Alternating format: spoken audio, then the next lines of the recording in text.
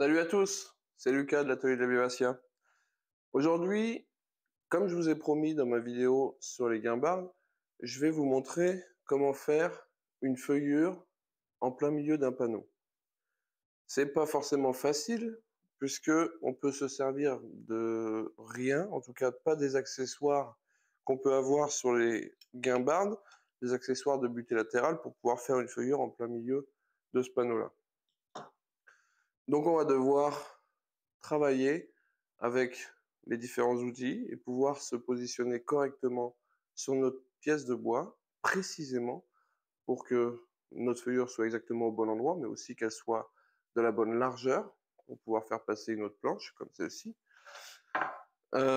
Et aussi, avoir une profondeur constante et la profondeur qu'on aura choisie. Si c'est 1 cm, ce sera 1 cm.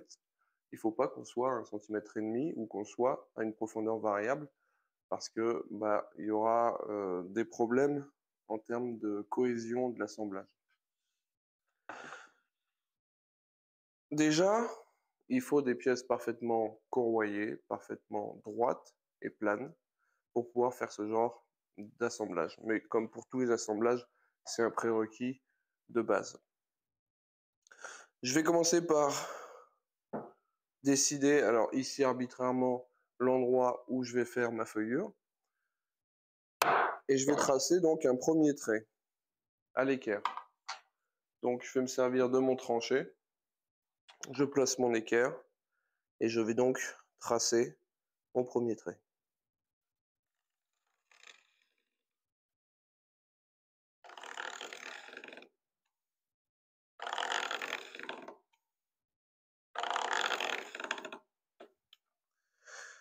Ici, il ne s'agit pas d'une feuillure arrêtée, d'une rainure arrêtée, c'est une rainure qui va traverser le panneau. Si c'est une rainure arrêtée, on va voir après comment ça se passe. C'est un petit peu plus compliqué, mais ça se fait plutôt bien. Ensuite, il va falloir que je puisse déjà trancher, entre guillemets, les joues de ma rainure. Et pour ça, soit je peux utiliser un ciseau pour pouvoir descendre, soit je peux utiliser une scie.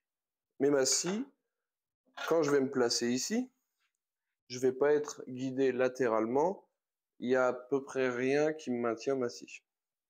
Donc je vais créer un maintien. J'utilise une autre pièce de bois parfaitement corroyée elle aussi et parfaitement d'équerre. Et je vais la positionner au niveau de mon trait de tranchée. Tac.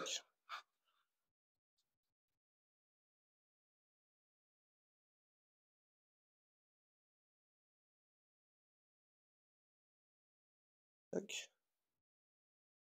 Là, je la maintiens. Et ensuite, je peux serrer. Là, je suis dans une configuration qui va bien pour pouvoir avoir en tout cas ce maintien sur ce côté-là. Mais rien n'empêche la scie de partir de l'autre côté. Pour ça, je vais utiliser une autre cale de bois et je vais pincer ma scie entre les deux pour pouvoir scier correctement. Si mes pièces de bois sont parfaitement d'équerre, je vais descendre parfaitement d'équerre aussi à l'intérieur de ma pièce de bois. Pour finir, il faut que je contrôle la profondeur. Il ne s'agit pas de scier trop peu profondément ou trop profondément. Et dans ce cas-là, cette pièce de bois, elle n'est pas anodine. En fait, j'ai déduit la profondeur que je souhaite à la profondeur utile de ma lame. Et en fait, simplement, quand mon dos viendra toucher la pièce de bois, je serai arrivé, du coup, à la profondeur voulue. Donc ici, par exemple, 1 cm. Donc, je pose ma lame.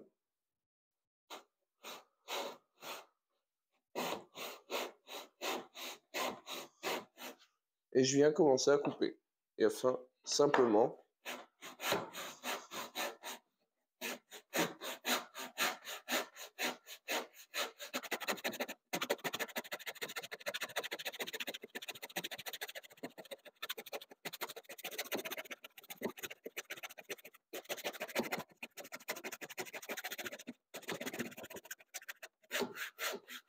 donc ici, j'ai fini de descendre ma profondeur et ma lame ne prend plus rien parce que le talon, le dos de la lame, ici, bloque la descente de la scie.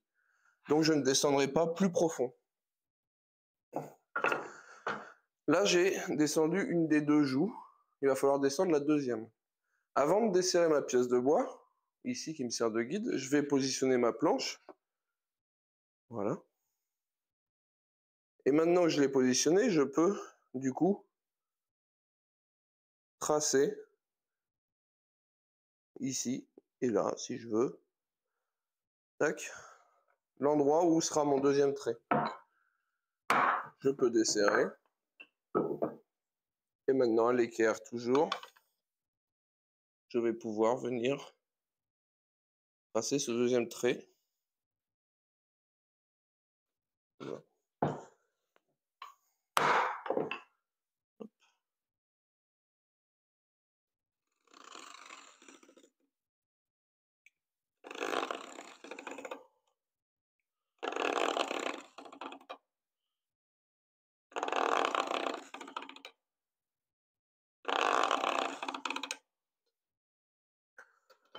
Et dans le même principe, je vais trancher à nouveau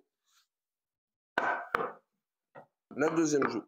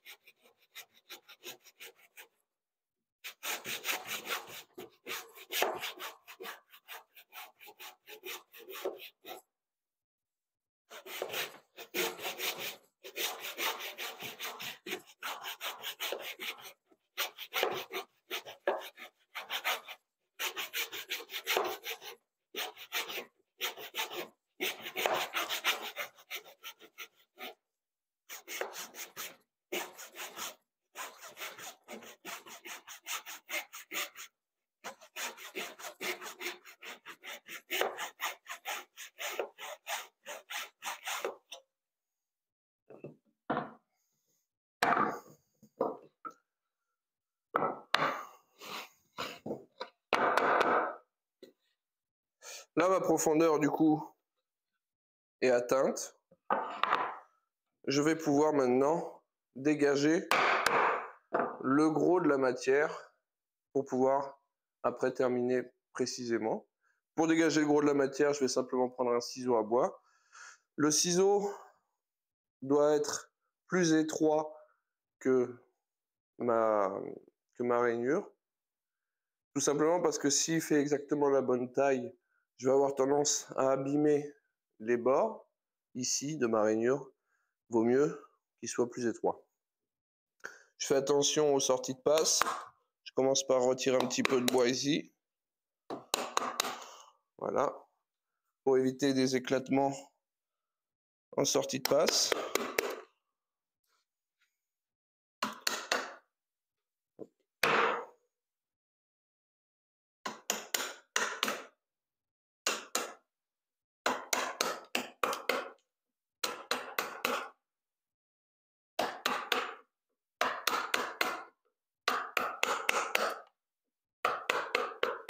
Je cherche pas à aller au fond, je cherche juste à retirer le plus gros de la matière.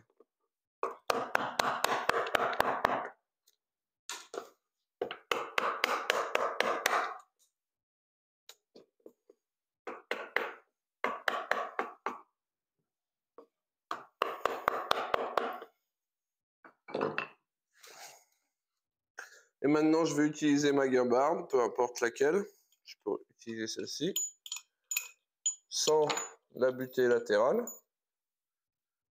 Et je vais pouvoir, cette fois, gérer justement le fond pour que le fond soit parfaitement coplanaire à ma face. Tac. Je descends à nouveau un petit peu. Donc par passe successive, environ de 2 à 3 heures sur la molette. Pour pas retirer un copeau trop grand, c'est pas nécessaire.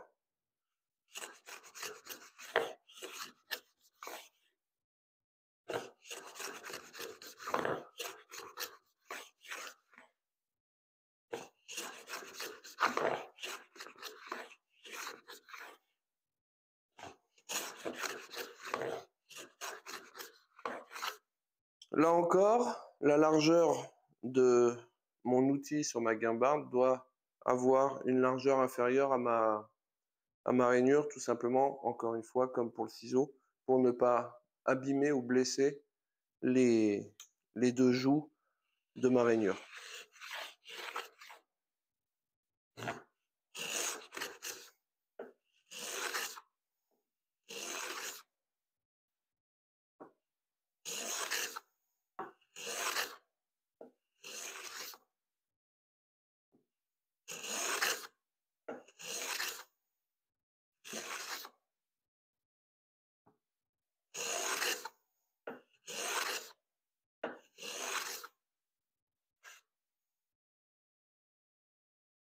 Maintenant, j'arrive sur la fin, je vais faire attention à ne pas avoir d'arrachement en sortie de passe. Donc je fais une première partie dans ce sens-là pour éviter de pousser les fibres à être arrachées en sortie de passe.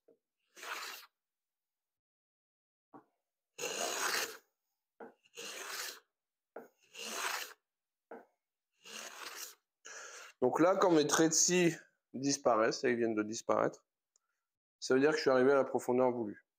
Ou alors, je peux aussi très bien régler la profondeur voulue, si je ne suis pas sûr de mon trait de scie, ou si j'ai pas de dos sur ma scie, je peux aussi régler la profondeur avec la butée de profondeur de la guimbarde. Et ensuite, on peut essayer de faire rentrer notre pièce de bois à l'intérieur. Voilà. Là, on est arrivé à faire une rainure. Ça m'a pris, je dois avoir les chiffres en vidéo, mais ça m'a pris 11 minutes en même temps que je vous expliquais ça. Ça prend extrêmement peu de temps. Ça tient plutôt bien. Et c'est bien ajusté. Maintenant, si je veux faire la même chose, mais une rainure arrêtée, je vais devoir tout faire au ciseau. C'est-à-dire que je vais prendre un ciseau assez large, descendre mes profondeurs, ici mes joues, au ciseau, m'arrêter à l'endroit que j'aurais décidé, pour venir aussi trancher en bout. Je passe un peu de guimbarde pour retirer la matière, et je continue par passes successives à descendre au ciseau, à la guimbarde, au ciseau, à la guimbarde, etc. En faisant bien attention, quand on descend au ciseau, que on descende les joues parfaitement d'équerre. Il s'agit de ne pas les évaser, sinon ce serait lâche au fond, et de ne pas les resserrer non plus, parce que dans ce cas-là, ce serait trop serré au fond et trop lâche à l'extérieur, et forcément, on aurait un souci à l'assemblage. Voilà, c'est extrêmement simple, effectivement, mais ces petites techniques, il faut y penser, il faut les connaître. Une fois qu'on a en fait toutes ces clés, on est capable de réaliser simplement, sans se prendre la tête, des assemblages comme celui-ci. Voilà. J'espère en tout cas que cette vidéo vous a plu, qu'elle aura répondu à un certain nombre de vos questions. Je peux avoir oublié des choses, n'hésitez pas à me laisser un commentaire si vous avez des questions. N'hésitez pas à me laisser un message, j'essaierai toujours d'y répondre. Si j'y réponds pas en commentaire, il se pourrait même que je fasse une vidéo pour répondre à cette question ou s'il manque des choses. Écoutez, je vous laisse ici, j'ai déjà beaucoup parlé et j'espère que, bah, vous vous amuserez, dans vos ateliers autant que moi je m'amuse dans le mien et puis je vous dis à une prochaine fois. Allez, salut!